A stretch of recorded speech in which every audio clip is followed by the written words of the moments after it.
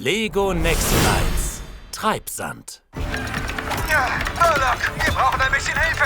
Ein bisschen ist gut. Die machen uns fertig. Okay, du Zaubergenie. Die Ritter brauchen Hilfe. Das heißt, wir brauchen eine Nexokraft und zwar schnell. Aber mein System ist abgestürzt.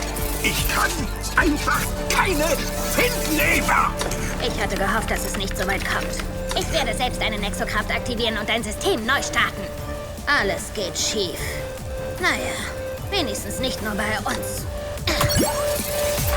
Nexolites! Nexokraft, Treibsand!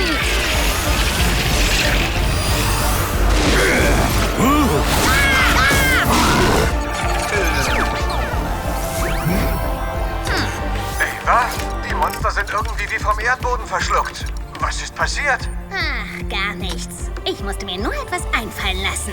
Na super, jetzt muss ich Murlocs System wieder zum Laufen bringen, als hätte ich sonst nichts zu tun.